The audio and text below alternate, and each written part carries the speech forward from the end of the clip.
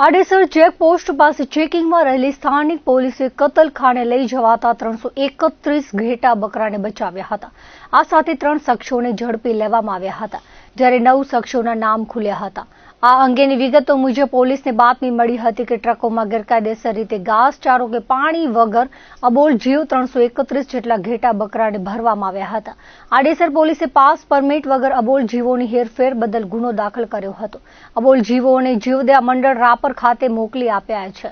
આ સાથે રાધનપુરના રહીમશા જુસફશા ફકીર, શૈલેષભાઈ વાલાભાઈ રાવળ અને આડેસરના સુમરાભાઈ હમીરભાઈ મદારીને પકડી લેવામાં આવ્યા હતા, જ્યારે આડેસરના જુલાબ શકુભાઈ મદારી, રાણાભાઈ ભીખાભાઈ મદારી, રાધનપુરના અલ્તાફ ખાન બલોચ, લાલ મામદભાઈ ખાન બલોચ, ભુજના અમીનશાહ, કનૈયાબેના મુસ્તાક, અંજારના ફકીર મામદ, કનૈયાબેના હુસેન શાહ, શિકારપુરના ઉમરશાહના નામ ખુલ્યા હતા. પોલીસે 30 લાખની 2 ટ્રક કબજે કરી 13,24,000ની કિંમતના ઘેટા બકરાને પાંજરાપોળ ખાતે મોકલી આપ્યા છે. આ કામગીરીમાં પીઆઈ સહિતનો સ્ટાફ જોડાયો હતો.